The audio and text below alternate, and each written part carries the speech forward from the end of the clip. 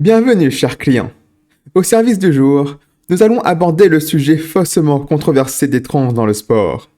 Je dis faussement parce que, soyons honnêtes, tout le monde sait que les trans, ou plutôt les trans hommes biologiques, ont un avantage certain dans les catégories féminines. C'est un secret de polichinelle. Ce n'est qu'une controverse parce qu'on a des activistes LGBTQ+, qui nous assomment ad nauseam avec leur mantra « Les femmes trans sont des femmes », sans d'ailleurs nous expliquer pourquoi les femmes trans seraient des femmes au passage. Il faut juste l'accepter, parce qu'ils le disent, et c'est tout. Bref, cette intro est bien trop longue, et parlons plutôt du sujet d'aujourd'hui, l'escrime américaine.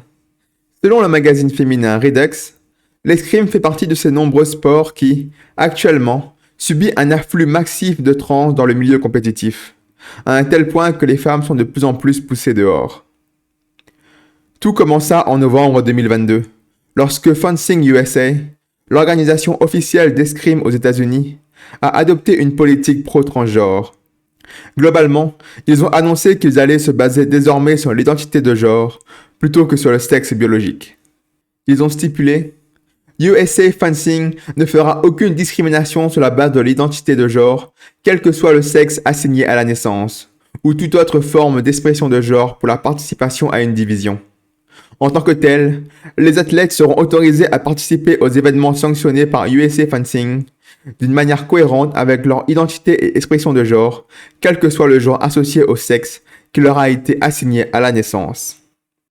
Et ça, si vous suivez ma chaîne, vous devez le savoir, c'est ce que je n'arrête pas de répéter.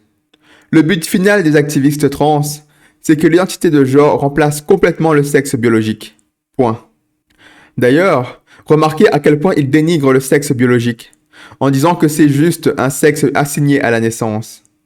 L'idée étant que, à notre naissance, c'est le médecin qui nous assigne notre sexe biologique, selon son humeur du moment, et sans aucune base scientifique. Bref, donc à partir de 2022, l'escrime américaine reconnaissait officiellement les trans, mais selon une enquête, les trans étaient autorisés au moins 10 ans avant l'adoption de cette nouvelle politique. Et cela avait notamment permis à un petit nombre d'hommes d'absolument dominer ce sport. Par exemple, il y a Eden Philpott, avec 4 médailles d'or, 2 d'argent et 1 pour les 5e et 8e places en juste quelques mois. Des victoires tout à fait uniques selon les autres compétiteurs, notamment parce que Eden était sur le podium de 2 disciplines d'escrime différentes, le fleuret et le sabre, un exploit sans précédent dans la catégorie féminine. Et tout ça, on le rappelle, en juste quelques mois. Il y a aussi le cas de Riley Rueda, un sportif autrefois plutôt médiocre dans la catégorie homme, qui, après avoir basculé dans la catégorie féminine, remporte la médaille d'or et le titre de champion à l'épée féminine au Boston College. En 2022, Rueda a remporté la première place aux championnats régionaux dans la catégorie féminine. Bon, l'article cite ensuite plein d'histoires similaires que je ne vais pas toutes citer, puisque c'est toujours la même chose. Un homme, relativement médiocre dans la catégorie masculine, qui devient femme, et là, soudainement, se noie presque sous les médailles dans la catégorie féminine. On connaît la chanson. Mais intéressons-nous plutôt à Dawn Wilson. Lui, son cas est plus intéressant. Comme les autres, c'est un homme qui s'identifie en femme, maintenant très bien classé, etc., etc. Sauf que le Wilson, c'est un activiste LGBTQ+ virulent. Par exemple, c'est quelqu'un qui va militer pour les bloqueurs de puberté ainsi que les opérations d'affirmation de genre chez les enfants. Mais là où ça devient compliqué, c'est que Wilson, il siège également au conseil d'administration de l'Association d'escrime des États-Unis. Et selon ce bon monsieur, c'est également lui qui est à l'origine de la politique pro-transgenre récente de l'escrime. Et là, on a un problème. Parce qu'on se rend compte que ceux qui prennent les décisions, ce ne sont plus ceux qui ont l'intérêt du sport avant tout, mais plutôt des activistes qui veulent juste imposer leur idéologie. Autrement dit, ce que Wilson voulait, c'était juste permettre aux trans de participer, quelles que soient les conséquences pour les autres sportives.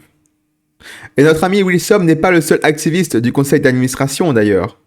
Il y a également Damien Lefelt, un activiste s'étant d'ailleurs illustré pour avoir dit aux athlètes féminines que donner aux athlètes trans un sentiment d'appartenance et une volonté de vivre est plus important que des médailles et la gloire compétitive. Alors, je ne sais pas vraiment s'il y a des athlètes féminines qui m'écoutent, mais je doute très fort qu'elles soient prêtes à abandonner des médailles et la gloire juste pour être gentilles avec les trans. Enfin ça, je parle mais je ne m'y connais rien, peut-être que c'est le cas. Et là, vous vous demandez peut-être, mais pourquoi est-ce que personne ne bouge? Je veux dire, le sport féminin se fait gangréner par les trans depuis des années. Pourquoi les femmes ne font pas une sorte d'énorme révolte contre cela? Eh bien, c'est très simple. C'est parce qu'elles ont peur. Une source anonyme du milieu de l'escrime a témoigné pour Redux sur le sujet. Et globalement, ce qu'elle dit, c'est que le sport professionnel commence dès le collège jusqu'aux universités très compétitives. Pour faire simple, il y a des universités spécialisées dans des domaines sportifs. Et parvenir à se faire un nom dans le club local de ces universités est essentiel, ou tout simplement nécessaire, pour se garantir un avenir professionnel après l'école.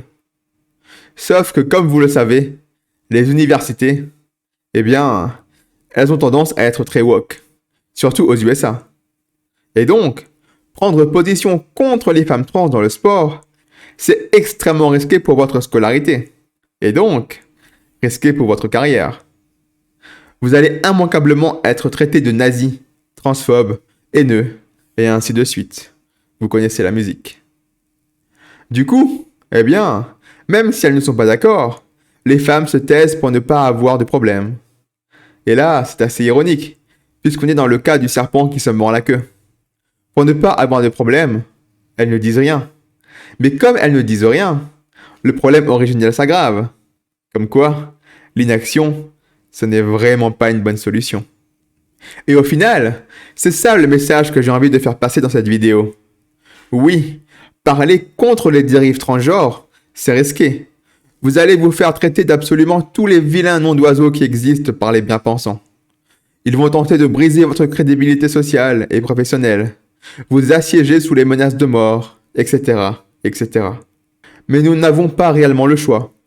Parce que si rien n'est fait, eh bien, tout ce qu'on espère éviter en fermant notre bouche finira fatalement par nous retomber dessus puissance 10 000 dans le futur. Et là, eh bien, il sera trop tard pour faire quoi que ce soit, à part serrer les dents.